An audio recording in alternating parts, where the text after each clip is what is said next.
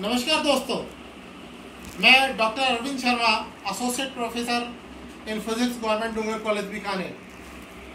आज इस लेक्चर में मैं एक कॉमन लेक्चर आपको दूंगा जो प्रत्येक स्टूडेंट के लिए, प्रत्येक विद्यार्थी के लिए, किसी भी क्लास के लिए, किसी भी कॉम्पिटिटिव एग्जाम के लिए काम आने वाले महत्वपूर्ण बातें हैं। इसमें मैं सबसे पहले आपको ये बताऊंगा necessary material to start the study. जब आप अध्ययन प्रारंभ करते हैं तो कौन से ऐसे नेसेसरी मटेरियल है जो आपके पास में अध्ययन के समय, पहले दिन जब आप प्रारंभ करते हैं अध्ययन को, आपके पास में होने चाहिए।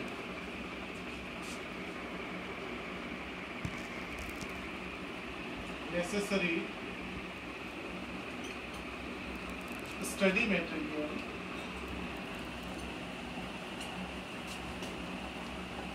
to start study।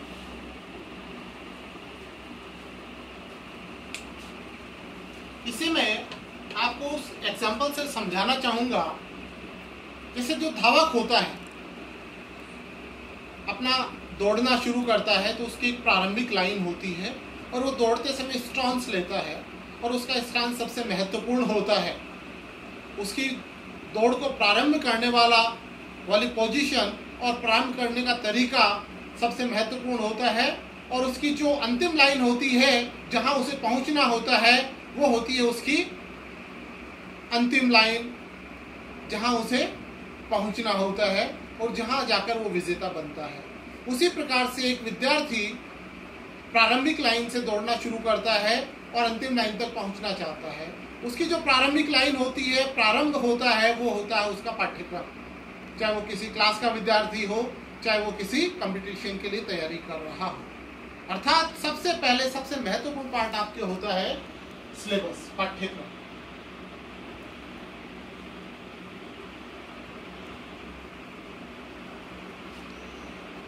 जब भी आप कोई क्लास की या किसी कंपटीशन की तैयारी शुरू करें तो उसका पाठ्यक्रम सबसे पहले आपके पास में होना चाहिए और उसे आपको अध्ययन करना है। पाठ्यक्रम को आपको कोशिश करनी है कि पाठ्यक्रम का आप अध्ययन करें, जैसे किताब का करते हैं, उसे अध्ययन करके याद रखने की कोशिश करें। पाठ्यक्रम के बाद में दूसरी कौन सी चीज होती है जिसकी आवश्यकता होती है? दूसरी चीज होती है आपके दूसरा मटेरियल के फॉर्म में आकर टेक्स्ट बुक।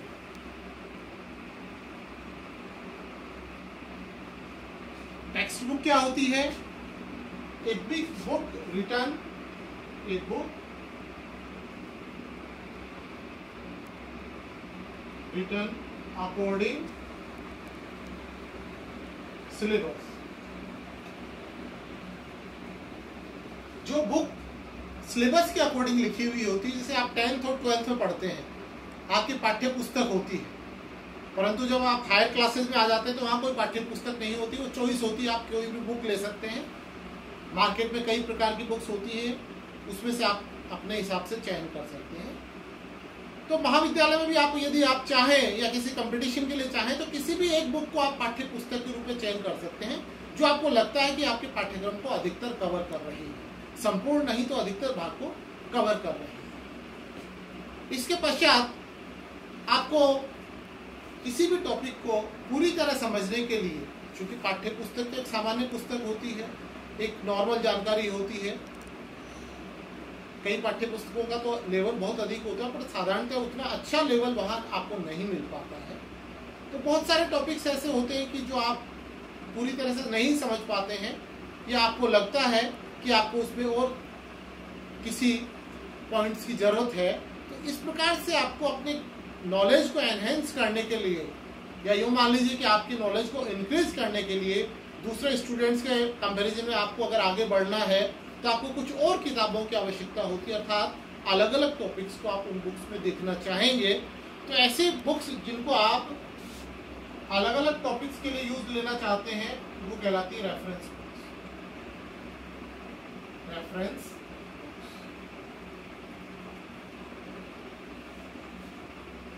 रेफरेंस बुक्स का बहुत ही महत्वपूर्ण पार्ट होता है। और कंपटीशन में रेफरेंस बुक्स बहुत ही महत्वपूर्ण पार्ट अदा करती हैं। आप ये ध्यान रखिएगा, जब भी क्वेश्चन पेपर बनता है किसी भी कंपटीशन का, नॉर्मली रेफरेंस बुक से ही बनाया जाता है। इसलिए बहुत अच्छे स्टैंडर्ड की रेफरेंस बुक्स यदि आपके पास में है तो उन्हें आप जरूर पढ़ें, और उसमें जो टेक्स्ट बुक में नहीं दिया हुआ है उन चीज़ों को छांटते हुए आप अपने नोट्स में उसको इंक्लूड करें। इसके पश्चात, रेफरेंस बुक्स के पश्चात आपके पास में जो अगला पॉइंट आता है कि आपके पास में और क्या चीज़ है जिससे आप अपने नॉलेज को इम्प्रूव कर सकते हैं। जैसा कि आजकल इंटरनेट एक बहुत अच्छा माध्यम है, पहले नहीं हुआ करता था, अब इंटरनेट पे पूरी लाइब्रेरी आपको मिल जाती है। इंटरनेट पे आपको बहुत सी ऐसी चीज़ें मिल जाती हैं, अर्थात इंटरनेट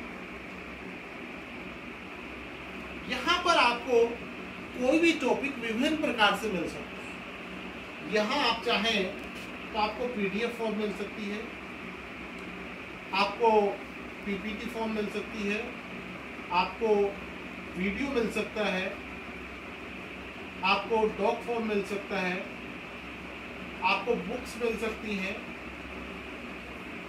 अर्थात न जाने कितने प्रकार से उसी टॉपिक को आपको, इसमें आपके रिसर्च पेपर भी मिल सकते हैं, रिसर्च पेपर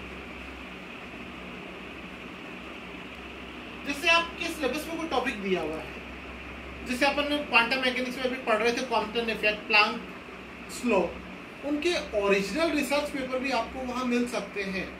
अर्थात जब आप उन टॉपिक्स के ओरिजिनल रिसर्च पेपर को पढ़ते हैं तो आपको निश्चित रूप से वो टॉपिक बहुत अच्छी प्रकार से समझ में आता है, और आप ये देखते हैं कि नॉलेज जो है वो अथाह होती है। जब तक आप उन चीज़ों को नहीं देखते तो आपको लगता है कि मुझे वो टॉपिक पूरी तरह समझ में आ गया, फिर जैसे ही आप उस चीज़ को देखते हैं तो आपको लगता है कि नहीं, कहीं ना कहीं कमी है। अर्थात आप अपने ज्ञान को बढ़ाने के लिए जितनी चीज़ें हैं, रेफरेंस बुक्स है, रिसर्च पेपर्स है, वीडियोस है, बुक्स है, पीडीएफ है, बहुत सी चीज़ों को आप इंक्लूड कर सकते हैं। ये सब चीज़ें आपके पास में यदि अवेलेबल हैं तो आप नोट्स बनाने से पहले उनको जरूर पढ़ें, जिससे आप बहुत अच्छे प्रकार के नोट्स बना सकते हैं। इसके पश्चात आपके पास में किसी भी कंपटीशन के लिए या किसी क्लास के लिए अगर आप तैयारी कर रहे हैं तो आपके पास में लास्ट ईयर एग्जाम